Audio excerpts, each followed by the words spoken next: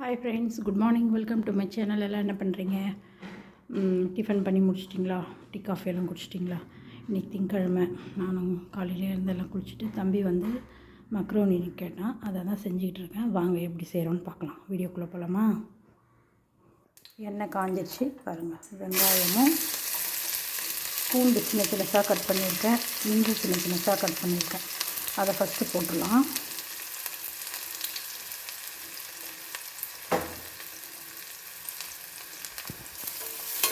மக்ரோனிக்கு முட்டை போட்டு தான் செய்யணும்னு இல்லை, முட்டை சாப்பிட்றது இல்லையா இந்த மாதம்லாம், அதனால் அப்படியே செய்கிறேன். இது நல்லா கொஞ்சம் வணங்கட்டும். பாருங்கள், மக்ரோனி நான் வேக வச்சுட்டேன். சும்மா கொஞ்சம் தான் செய்ய போகிறேன், தம்பிக்கு மட்டும். கொஞ்சமாக கரம் மசாலா, மிளகா கொஞ்சம் தூள் பண்ணி வச்சுருக்கேன், காஞ்ச மிளகா, அது கொஞ்சம் போட்டுக்கலாம், காரத்துக்கு அதுதான். டொமேட்டோ சாஸ் இல்லை, அதனால் தக்காளியிலேயே கொஞ்சம் சர்க்கரை போட்டு பேஸ்ட் ஆக்கி வச்சு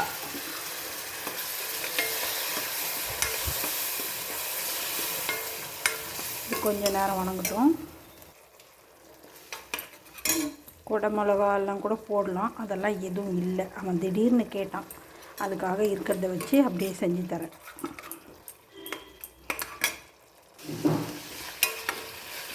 நல்லா வணங்கிடுச்சு. இப்போ மக்ரோனி போட்டுக்கலாம். எதுனாலும் அது இருந்தால் தான் செய்ய முடியும், இது இருந்தால் தான் செய்ய முடியும் அப்படின்லாம் ஒன்றும் கிடையாது. எது நம்ம வீட்டில் இருக்கோ அதை வச்சு செஞ்சு கொடுக்கலாம். அதனால் ஒன்றும் தப்பு கிடையாது. அது இருந்தால் தான் செய்ய முடியும், இல்லைன்னா செய்ய முடியாது அப்படின்னலாம் சொல்லாதீங்க பசங்க கேட்கும்போது. இதை முடிஞ்ச அளவுக்கு அதில் ஆல்ட்ரேட் பண்ணி செஞ்சு கொடுங்க. ஓகே, ரெடி ஆயிடுச்சு. பிளேட்டில் மாற்றிடலாமா? சூப்பரான பாஸ்தா ரெடி ஆயிடுச்சு. மக்ரோனி எப்படி இருக்குன்னு சொல்லுங்கள், ஓகேவா? இது வந்து தம்பிக்கு. எப்படி இருக்குன்னு சொல்லு, சாப்பிட்டு பார்த்துட்டு.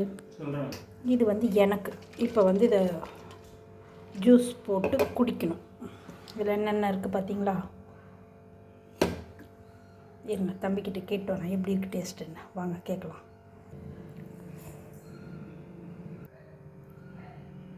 அவங்க வேலையை அவங்க பார்த்துக்கிட்டு இருக்காங்க பாருங்கள். எப்படி இருக்குப்பா? ஓகே, சூப்பராக இருக்கான். நீங்களும் வீட்டில் இருக்கிற பொருளை வச்சு ட்ரை பண்ணி பாருங்கள். டொமேட்டோ சாஸ் இல்லைன்னா 2 தக்காளியில் சர்க்கரையை போட்டு அரைச்சி ஊற்றிடுங்க, அதுதான் டொமேட்டோ சாஸ். ஓகேவா? ஓகே ஃப்ரெண்ட்ஸ், பாய். என் வீடியோ பிடிச்சிருந்தா லைக் பண்ணுங்கள், கமெண்ட் பண்ணுங்கள், சப்ஸ்கிரைப் பண்ணுங்கள். அடுத்த வீடியோவில் சந்திக்கலாமா?